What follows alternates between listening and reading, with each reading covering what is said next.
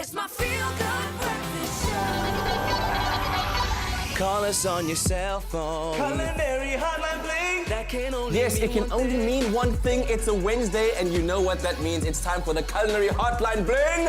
Ting, ting, ting. And in the house this morning, Anel Potgieter and Chef Jenny Morris. They are our foodie panel who are standing by to answer all of your burning foodie questions. So if you have any culinary conundrums that are plaguing you right now, give us a call on 0214309881. Great to have both of you ladies here. Good morning. Goeiemôre. Lekker. Anel, ek weet jy wou op 'n baie spesiale manier hierdie een begin het Ja, vandag, ek wil nee. net vir my ma, Babs, Potgieter, wat verlede week haar bobeen gebreek het, wat in die hospitaal lê en hoërsorg was sy get well, jy's 'n eyster Babs. Yes. Staan op. Ons gaan saam met jou dans op Expresso. Absolutely, and hopefully some of these wonderful treats that we make, we can Yes. take for her, right? Yes. Absolutely. Well, let's begin by answering those questions while we're waiting for your calls. We got a Facebook question, Jenny and Anel, from Andre Rose Kopke Kriel. Ja. It's a very long name. It said, ladies, how do you get that jelly-like layer on a cheese? Thanks, girls. Have a great day. I'm sure he means a cheesecake. Okay. Oh, right. So, It's got to be. yeah, because otherwise, if your cheese has a jelly-like layer, it's probably not edible. It's too late. So if you are making a cheesecake, what's the perfect way to get that jelly-like? I think you should do it with gelatine. Yeah. And some kind of a fruit. Now, it's very important, as we both know, granadilla, things like kiwi fruit. When you're making that jelly with it, you have to cook it. Yeah. Pineapple. Okay. Because the enzyme will just self-destruct and it won't set. Yeah, and I think it's about a cup for a teaspoon of gelatin powder. Cup After of you've cooked water. it, no, a cup of Liquid. liquid, Okay. like strawberry juice or whatever. Okay. That you've cooked down a bit. Yes. En dan met 'n teelepeltjie, a teaspoon of gelatin. Yes. Wat jy eers 'n bietjie in water sit so that it dissolved and then in the water. Maar ek het 'n slimmer plan. Tell me. Ek gebruik sommer net jelly wat jy koop in die winkel. That's it. Okay. A rooi jelly that you buy in the winkel, né? Ja, and when you what bought I it at the do- winkel- Ja, ek maak dit gaar met minder water. I mix it with less water. So Okay. normally like 2 cups, I mix it with 1 cup. So it goes Oh, nice and firm, yes, yeah. yes. Then I let it cool down and then I put some strawberries on the cheesecake and I just pour this jelly over it and it sets beautifully. Okay, very thin layer. Yeah. Now the picture's only coming together about that thin layer that Andre was But talking don't about. use pineapple if you're doing it that way, because it will just sink to the bottom. Oh, okay. Very heavy, very heavy. Okay, so there you have it, Andre. Try it out and let us know how it works for you. Post a picture of that beautiful cheesecake that you've made on our Facebook page. Another question from Mrs. Allen, all the way from Gauteng, then said, if I have no bicarb, how can I still make a pudding? So without bicarb. Baking powder. Baking. You see, the bicarb gives it the lift. Yes. That's the ideal thing. Okay. But you just have to use it. If it calls for 1 teaspoon of bicarb, you will use maybe 3 to 4 teaspoons Yes. of baking powder. The reason is that baking powder has got bicarb and cream of tartar acid in, because bicarb needs acid to let it puff up or to activate it. But baking powder has got stuff like maizena and stuff in the flour to puff it up. To puff it up, absolutely. Yeah. All right. Well, there you have it. And then also, Kensani Matebola says, hi guys, my question is, if I don't use milk and eggs, will my muffins taste the same as the ones that use milk and eggs? Look at me now. No. So if you don't use milk and eggs, they won't taste the same. But you could use some applesauce or... And soya milk. Ek bedoel, soya milk is another thing, because that sounds like a person that's either wat allergies or vegan of allergies is vir melk of suiwelprodukte. You know, lactose intolerance. Yeah, yes. So I will definitely use some apple and banana to replace the egg. Okay, because that's the binding element. Ja, en dan sal ek soya milk gebruik, soya milk. The texture will be different, isn't it? But it'll still taste delicious. Yes. Yeah. You said soy milk. What about Almond milk? Yes, I'm all about almond milk Me these days. too. I drink it. I love it. Yes. I like so cow's that's a milk good too. substitute as well. Yeah. But don't expect the Absolutely. taste to be exactly the same, because obviously we're working with completely different ingredients, especially if you're using banana. That's significantly different. And the thing is, you know what? Milk affects the texture and it gives you a crust, you know. So, and what it does is it actually gives you structure in your batter. So that's why milk is there. Well, let's keep all of those thoughts on ice, but our lines are still open. 0214309881. We're back in again with the Culinary Hotline Bling. Ting, ting, ting. It's my feel-good breakfast show. Call us on your cell phone. Culinary Hotline, bling. Alrighty, here we go, back again on the Culinary Hotline. Bling! Ting, ting, ting. Give us a call, 0214309881. Can we enter that Lance Wood thing? Ek is sommer baie lus om in Right, te skryf. right. I want to go to New York. We'll speak to the producers about that. But you guys are professionals. You're professionals, all right. We've got Elaine on the line right now. Good morning, Elaine.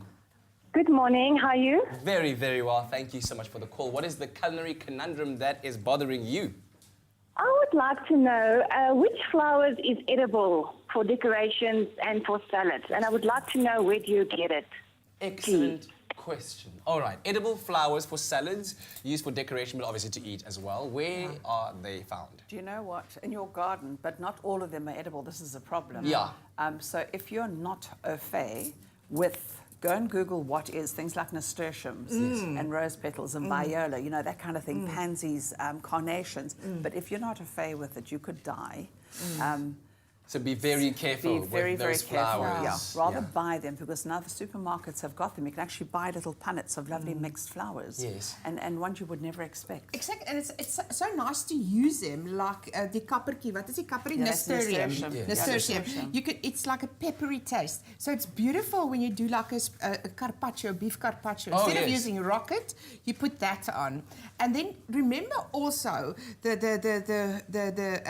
herbs, so it's lavender flowers, rosemary flowers are delicious. Yes. Rocket flowers, Okay. delicious. So remember to pick those as well. It's not always just Just flowers, a blommetjie, a yeah. blommetjie. Yes. So those are also like punched with flavour. But you have to be, once again, very careful. They should be organic. They shouldn't be sprayed. I was about to ask that. So now, if you've gone to a nursery and you've bought yourself a little batch of nasturtium and you've That's planted fine. it in your garden and it grows there, can you Yes. trustedly use Because, that? well, you're in control of it. I grow every edible flower for our restaurant.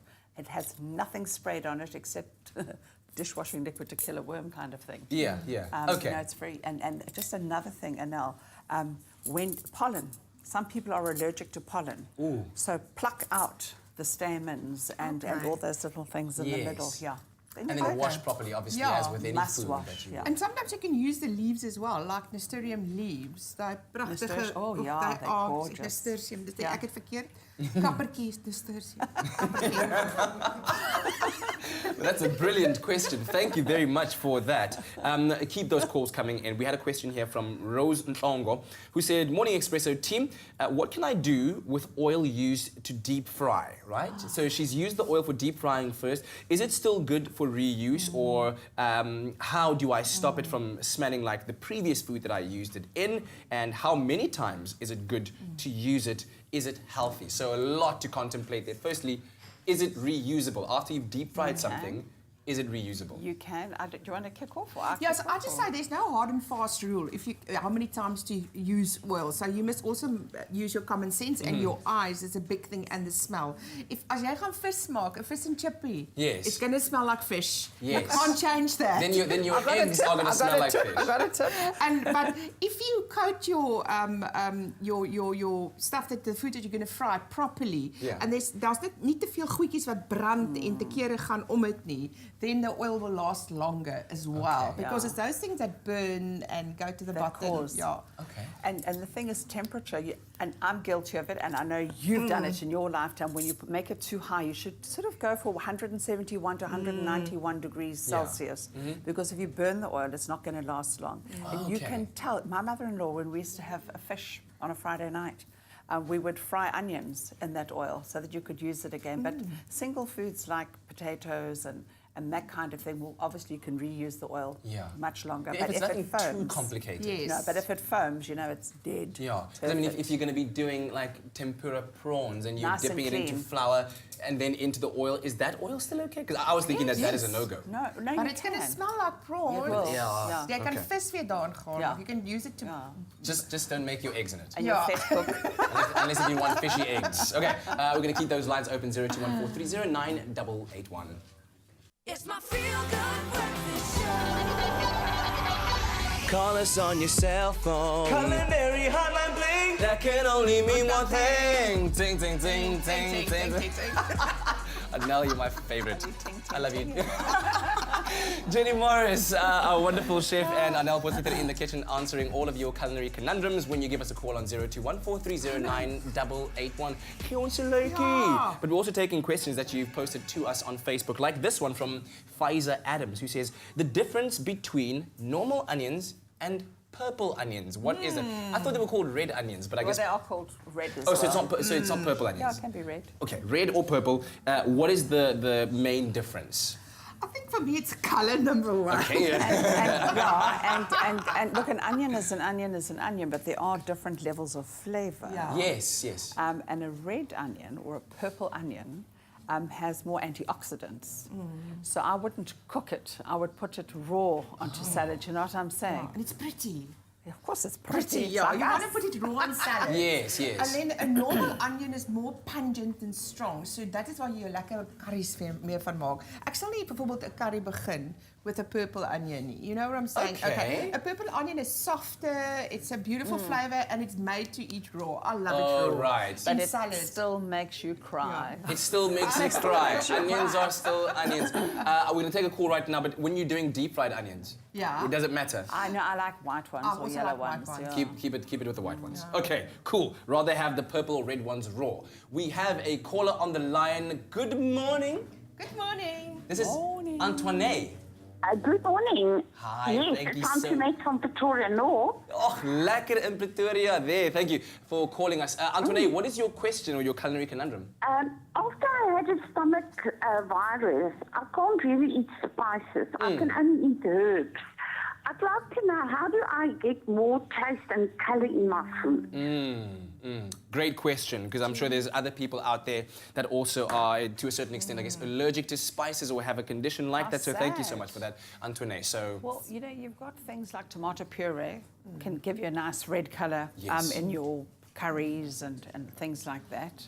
My husband is Irish and hy eet net rysvleis en aardappels, maar hy het ook nie 'n galblaas nie, nê. dear. But so he can't eat spices. So Oh, I sit no. with that problem. Okay. So really, all the thing I do is just, as ek iets maak soos 'n steak or something like that, I really fry it vinnig dat dit 'n lekker geur het. I don't have to put too much on. Okay. I cannot put too much pepper on. Wow. I have to do the cooking method in a different way. You know, he doesn't eat stews or curries or anything like that. So it is, you have to make a choice. So I use parsley, your basil, your rosemary. All the Yeah. lovely strong herbs will give it. for it. It's very difficult to replace, you know. It's like I think you can replace cardamom with fresh ginger, but you cannot replace a curry powder. chili. Yeah, you know what I'm saying.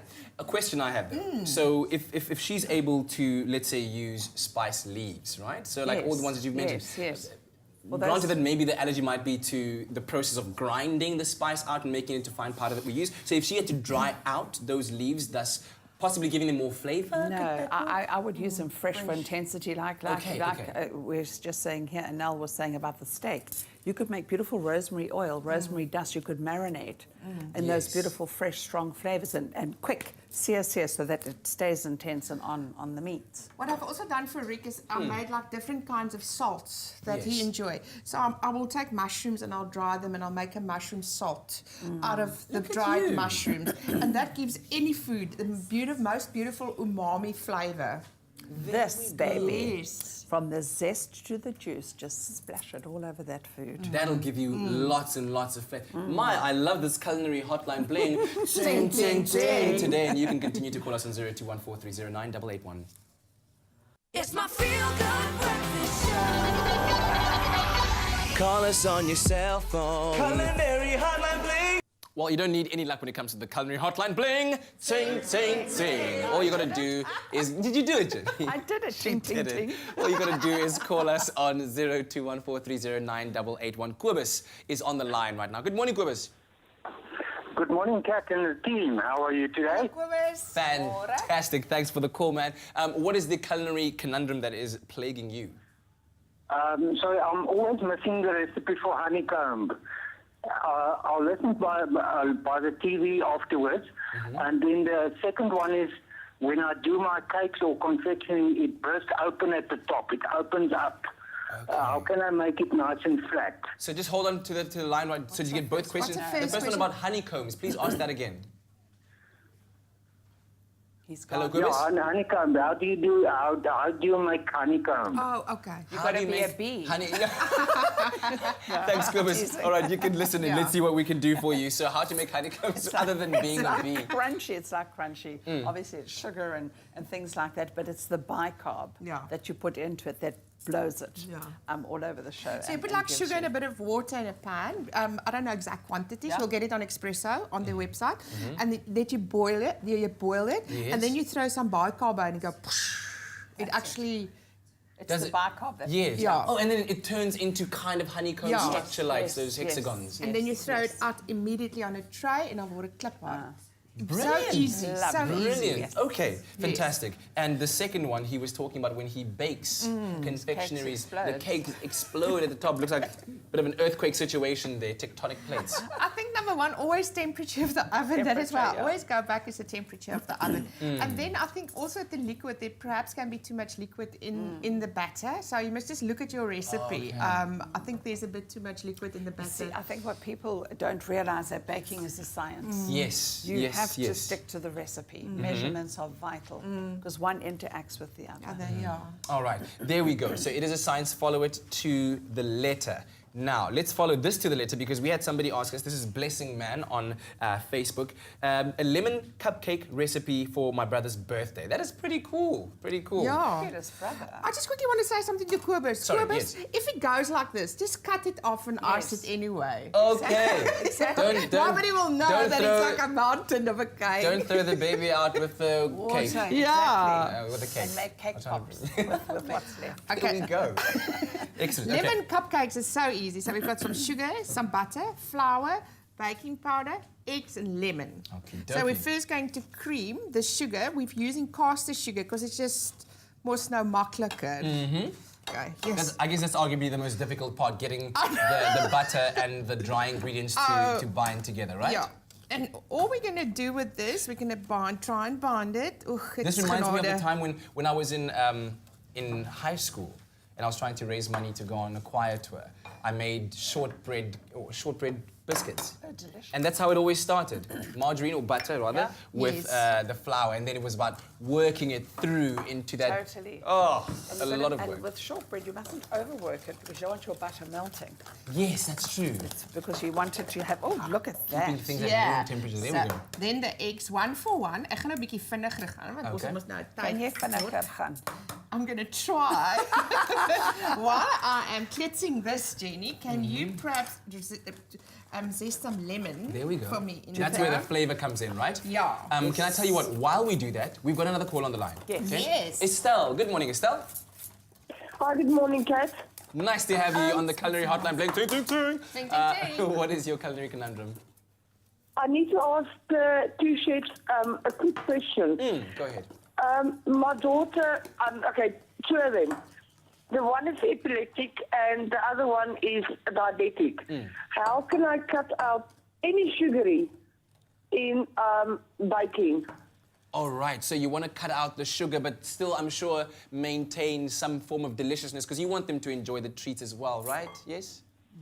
Yes, I do want, because the diabetic one landed up 2 times in hospital because of sugary. Okay, so very important question. You know what I think is important is that number one, all visible sugar should disappear out of her diet, and number two, you need to take her to a dietitian because we are not doctors, and there are so many hidden sugars and different ingredients. so true. Carbohydrates sugars. convert into sugar. So I would take her to the local hospital to a dietitian or a private dietitian and ask them to explain what interaction you have with certain foods, and just give her a little eating plan that's easy to follow because it's very, very dangerous. Yeah, because I mean, even if you look at the back of certain packaging, it Yes. describes to you how many grams of Yes. carbohydrates per Yes. 100 grams and how many Yes. of those are sugars. Exactly.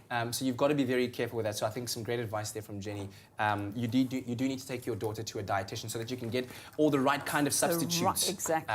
for that. Okay, so you've added the flour and Yeah. also a lot more lemon is going Yeah. in, I see. And some milk. We've added our Clover Fresh Yeah. full cream milk. When you add the lemon, it doesn't curdle the milk, No, does it? no. Good. No, it won't curdle it. It's just going to give it loads of flavour. Excellent. Loads And if you see loads. any curdle now, It'll be gone. It will be gone. Okay, and now comes the beautiful Yeah. part where you would either take a spoon, which I would have Or, done. Just like Or, just, experienced. or if you're experienced like Anel, you just fill up the cupcakes. Yeah. And then it's like 15 to 20 minutes, 180 degrees, and then you've got your lemon cupcakes. brilliant. There you go, blessing man. Hope you can make those Yes. lemon cupcakes for your brother's birthday. And thank you so much, Jenny, for joining us. It's been fabulous. Really appreciate it, and thank you so much. Anel, we'll see you Thank again you. next week for the Culinary Hotline Bling. Ting, ting, ting. Clover Fresh Milk is the #1 milk brand in SA, made with love by Clover.